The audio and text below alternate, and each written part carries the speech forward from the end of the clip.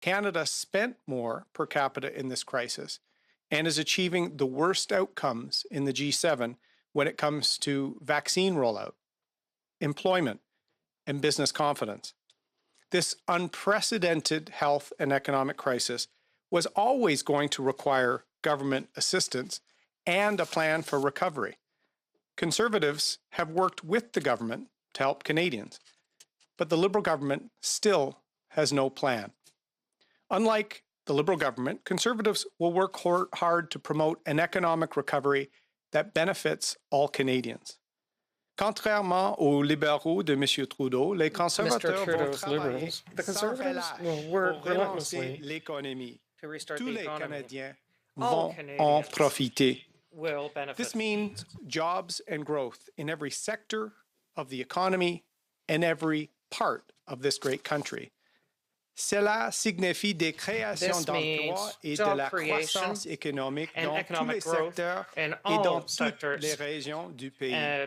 Conservatives are ready to do whatever it takes to get the economy back on track and secure our future. Canada's Conservatives got Canada out of the last global recession by getting Canadians working and by holding the line on taxes. And I know that we can lead Canada out of these challenges too.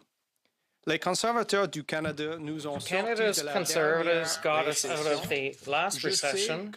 I know that we can get Canada out of this one. I'd be happy to take your questions. So we'll now take questions, starting with questions on the phone. As usual, one question, one follow-up per reporters. Nous allons maintenant prendre les questions, commençant par les questions au téléphone. Comme à l'habitude, une question suivie par journaliste. Operator, do we have a first question? Thank you, merci. If you have a question, please press star 1 on your device keypad. Si vous désirez poser une question, veuillez appuyer sur les touches étoile 1 de votre appareil. You may cancel your question at any time by pressing star 2. Vous pouvez à tout moment annuler votre question en appuyant sur les touches étoile et 2. And our first question, notre première question est de David Thurton from CBC News. Please go ahead. La parole est à vous. Hi, Mr. O'Toole. Sorry I couldn't be there in person. You're comparing us with the U.S., and there's lots of things we can compare ourselves with the U.S. to, but I guess when it comes down to it, I mean, some might say from a purely infections point of view in terms of the number of coronavirus cases and the number of deaths, Canada has fared much better. So I guess my question to you is, which would you rather have? Their economic numbers or less Canadians dying, less Canadians getting infected? Certainly, we want the health and economic well-being of Canadians to be at the forefront of everything we do, David. And that's why we've worked with the government throughout the health crisis. But let's remember, compared to the G7, Canada has spent more per capita and has the worst outcomes in vaccine deployment, in employment itself, and in business confidence. And the GDP numbers released today show that without a plan to secure that economic future, we are in serious difficulty. And so we're pushing the government to do that. We're pushing for economic growth and job creation in all sectors and in all regions of the country. Many Canadians are probably wondering, when are we going to see your economic plan and, your other plans, whether it be, for the environment, for other things that Canadians would say are important. So when are we going to see your plan, the Conservative plan, to rebuild after this pandemic? Every day, David, I'm speaking to Canadians in every part of this country, whether it's small chambers of commerce like on Vancouver Island and Comox last week, or business leaders across the country, to hear from them. And they're worried about investing in Canada. They're worried about opportunities for their workforce and for workers. I'm speaking to union leaders to get their input on how we can secure jobs in every part of the country, in small towns, in Northern Ontario, in energy, in softwood. That will be our relentless focus, is job creation. We are also developing great policies on everything from climate change to support for the great work unions are doing to build skills training and capacity. So I'm excited to meet more Canadians, and before the election, we will have a very detailed plan, David. Opérateur, prochaine question. Thank you. The next question. La prochaine question est de Annie Bergeron-Oliver de CTV National News. Please go ahead. La parole est à vous. Hello, Mr. O'Toole. Thank you very much for taking our questions. I'm hearing, you're pushing for greater economic growth. You want to see more job creation. I'm wondering what specifically do you want to see in the federal government upcoming budget? And I'm hoping you can provide some specific examples of what you think the government can do right now to help the economy and help prosper economic growth. Great question, Annie. This budget, we've gone 2 years without a budget, and Canada's at a crossroads. I want the government to succeed on vaccines. I'm hoping to see more vaccines in coming weeks. But the crossroads is this. If Mr. Trudeau wants to reimagine our economy and pick what jobs and what sectors he supports, that's the wrong path. We need to support job creation in every sector, in every part of the country, so that people can get working, that families can be productive, the economy can open up. That's what Canadians want to see, not a reimagined Ottawa knows best. So we're hopeful that the Liberal Party will put the well-being of Canadians before their own election plans, and the budget will tell. My follow-up is about, there's some slow signs from Statistics Canada that the economy is very slowly starting to recover. And with mass vaccination campaigns now beginning, more and more people are expected, hopefully in the next few months, to slowly be able to get back to work while remaining healthy. And, over the last year, the federal government has spent hundreds of billions of dollars in stimulus and aid packages to try to help people. I'm wondering, how much longer do you think the federal government can continue with these types of programs? And how do you envision Canada slowly transitioning off some of these programs like CERB while still trying to help the economy and the people who are suffering?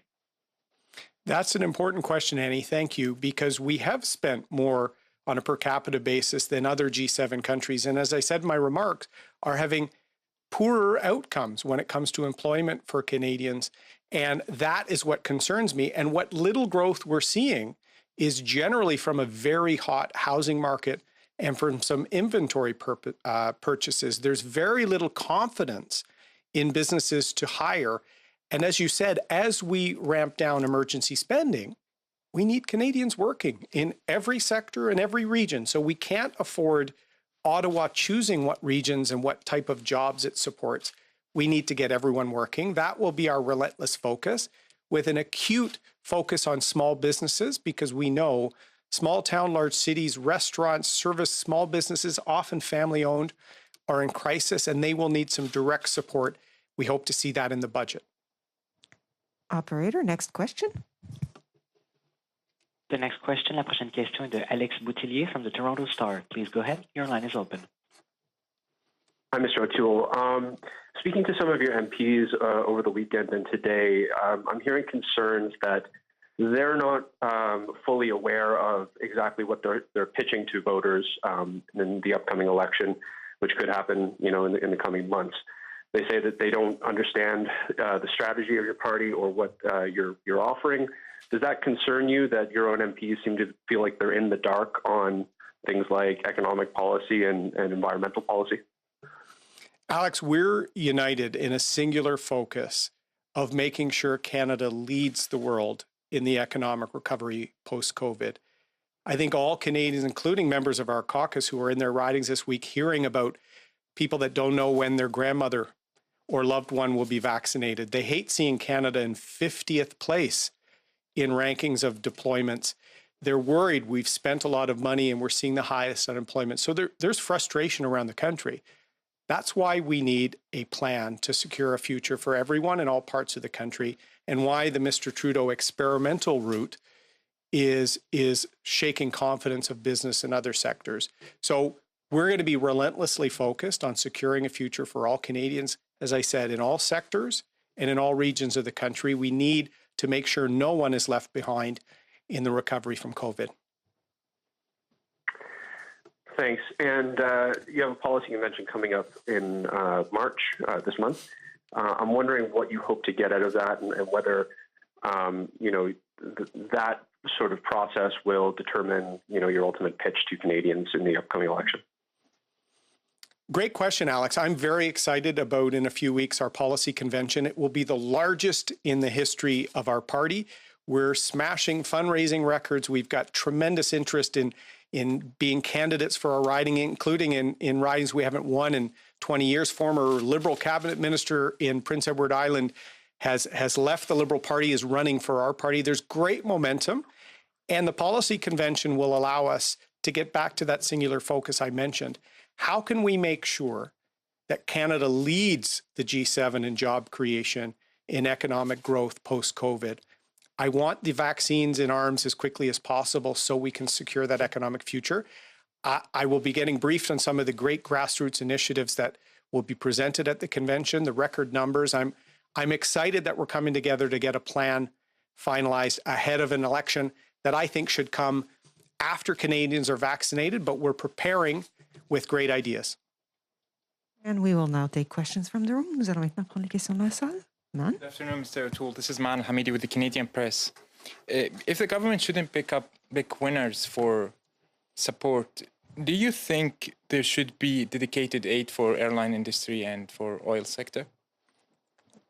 We've said from the beginning of the crisis that there will be some highly affected sectors. In fact, the government followed our lead and has created a credit facility for highly affected sectors, but has not put the details, had not allowed industries to access it.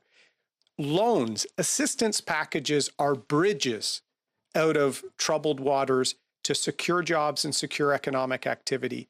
I worked on some restructurings in the private sector, and if you preserve those jobs, you save the pensions, you save the supply chain networks, and you survive to thrive when the economy recovers. So there should be some specific sector packages so that our economy can rebound when the world starts getting back to normal. That will be our focus.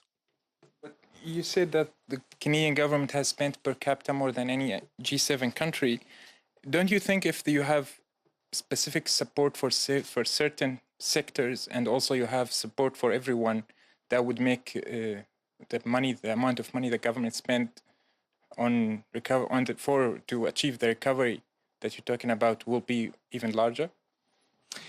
Well, it's a good question. The government has no plan, but they talk about building back better.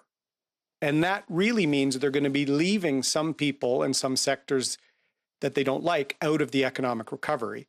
Bill C-69 shows that Mr. Trudeau doesn't like the energy sector, doesn't like resources. We don't have a softwood lumber agreement through 3 different U.S. administrations. That's why Conservatives, starting this week, created a Canada-U.S. Economic Committee to secure those jobs. 7 mills have closed in the last 2 years in British Columbia. We need to get people working in all sectors. It's why I'm speaking to union leaders as well. We need everyone working the economy to be productive so that we can have a plan to tackle the $400 billion in deficit that Mr. Trudeau has developed. We need to get the country moving and working. And the last question will be on the phone, operator. The next question, la prochaine question est de Lina Dib de la Presse canadienne. Please go ahead. La parole est à vous. Oui, bonjour, Monsieur O'Toole. Moi, j'aimerais savoir I'd like to know why, in your committee earlier, your MPs did not support the bill for single income tax return in Quebec. I thought this was something you had agreed to, and this led to the defeat of this bill. It's an important question because after the pandemic, we have to target jobs. And each sector in all regions, including the Quebec regions, and I have concerns with jobs in Saguenay and Shawinigan too. So we have reasonable questions on this. But as I said, we'll work in close collaboration with the National Assembly on the creation of wealth creation and also Bill 101 for businesses. So we'll work together as a partner and not paternalistically like Mr. Trudeau's government. And on the single income tax return, you said publicly that you agreed with this. I thought your position was a lot clearer. Have you changed your mind since then? Or?